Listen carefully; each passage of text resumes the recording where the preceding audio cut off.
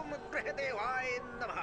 ग्रहं मूलं सर्वं जगतु, सर्वग्रहं देवतल अनुग्रहं मेदा, सर्वकाल सर्वावस्था सर्व समय मत आयुषः, भगवत स्वरूपम मूलम पुनरत। मुझे सुबह सुबह उठा देती हो और उसे आराम से सोने देती हो। ये क्या है माँ? ठीक है, ये ले अपने पापा को जाकर अरे! जाओ मेरी बच्ची, जा। अपने बेटे श्री रामचंद्र जी को वनवास में क्यों भेजा? उनके इस निर्णय से उनकी महानता पापा, साबित हो जाती कॉफी। है। हाँ। और इससे पता चल जाता है कि वो छे छे, खुद के बेटे को जंगल में क्यों भेज दिया?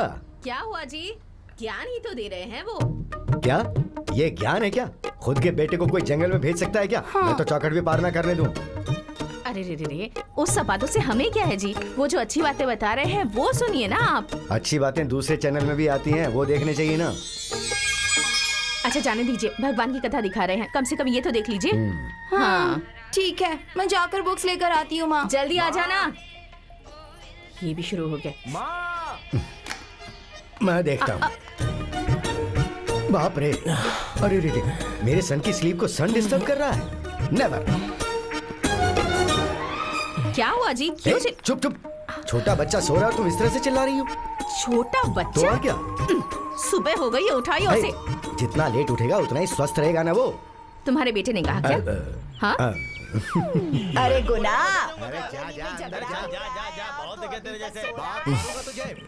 अरे बेटे, उनके झगड़े में तू अपनी नींद खराब मत करे।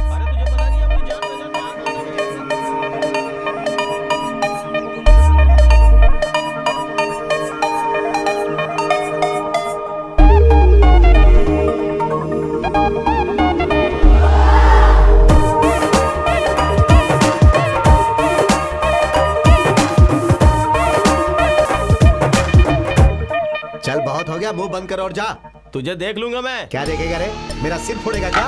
बहुत बड़ी बड़ी बातें कर रहा बताता हूँ है। मैं। दिखाऊं आ क्या? जाना, हाँ, बताओ मुझे। भाई एक हाथ लगा के मिनट। आप पकड़ो, ये पकड़ो ना भाई। हाँ अब परफेक्ट होगा, मारो एक दूसरे को। क्या यार गुना, हम दोनों यहाँ झगड़ा कर रहे हैं और तुझे मजाक लग रहा है? मेरे लिए ही नहीं, दो लोग झगड़ा करते हैं तो वो देखने वाले सबके लिए मनोरंजन ही होता है।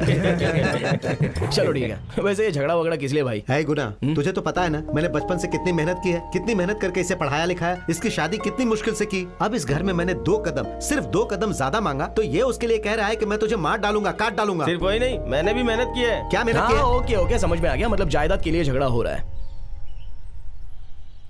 होगा कुछ 80-90 लाख का होगा बंगला, कोई बात नहीं, झगड़ा कर सकते हैं। लेकिन झगड़े के बाद शांति नहीं मिलेगी। हाँ, पुलिस स्टेशन, कोर्ट, लॉयर, जज, उनकी फीस और उनकी रिश्वत से 2-3 साल होने के बाद जब पीछे मुड़कर आप लोग देखोगे ना तो ये 80 लाख खर्च होकर और 80 लाख कर्ज हो चुका होगा। क्या बचेगा? सिर्फ अभी नहीं, झगड़ा करेंगे तो कुछ नहीं बचेगा झगड़े के अलावा। और इस तरह झगड़ा करने से सिर्फ तुम्हारी जायदाद ही नहीं जाएगी, तुम दोनों भाइयों की रिलेशंस भी जाएंगे। पैसा इंसान को कितनी हिम्मत देता है पता नहीं, लेकिन अपनों को अपनों की वजह से बहुत हिम्मत मिलती है भाई। 100 लोग भी सामने आएंगे तो भी आप मेरा छोटा भाई है बोलकर और आप मेरा बड़ा भाई है बोलकर एक दूसरे के लिए लड़ पड़ोगे। आप हिम्मत को छोड़ने की सोच रहे हो, आपकी मर्जी, कर लो झगड़ा। ठीक है, मुझे जो बोलना था मैंने बोल दिया, अब आगे इस बात से मेरा कोई संबंध नहीं है। तुम लोग अपना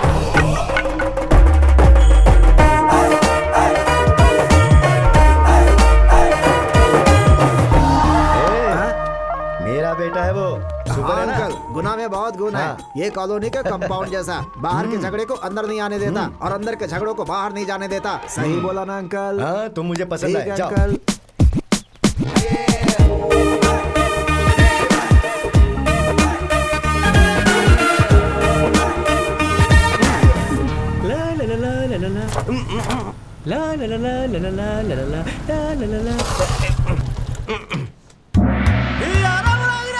सच में बहुत भारी है।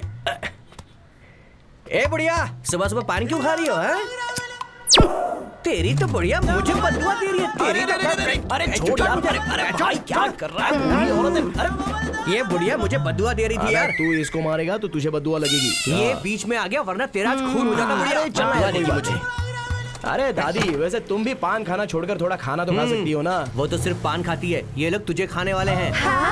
कैसा कलयुग आ गया है यार। जिन्हें देखना चाहिए वो नहीं देखते, जिन्हें नहीं देखना चाहिए वो देखते हैं। छे, लड़कियां अजीब होती हैं।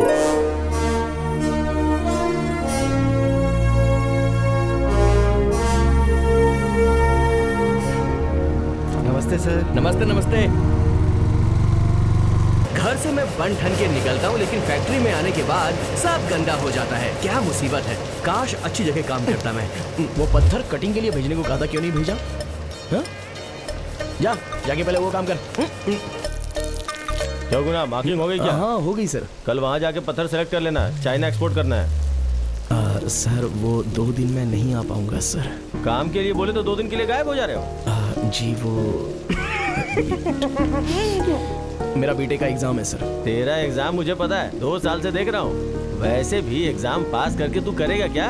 इस फैक्ट्री में मार्किंग करके 80-90 हजार तो कमा रहा है ना, उससे भी ज्यादा कमाना चाहता है क्या? मेरे नाम के आगे बीटेक लिखा हुआ देखना चाहते हैं मेरे पापा, इसलिए गुना बीटेक नाम का बोर्ड भी बनवा लिया है उन्होंने। बस वो कब घर के बाहर लग जाए इसका वेट कर रहे हैं सर वो। अच्छा ये बता, इस बार बोर्ड बाहर लगेगा या नहीं? वही सर, वही तो टेंशन है मेरा। किसी भी तरह एग्जाम्स अच्छे से लिखनी है मुझे, बोर्ड को बाहर लगाना ही होगा। लगाऊंगा। आजा आजा, 10वें पेज का 10वां प्रश्न बहुत परेशान कर रहा है। आजा, कम ऑन, आवाहयामी आकर्षया। अरे गुना, लगता है इस बार भी परीक्षा में फेल हो गया। अमंगलम प्रति खत्मो खागा। गुना बीटेक। बस आ गया, पास आ गया। आजा, आवाहयामी आकर्षया। क्या कर Come रहा है on. ये?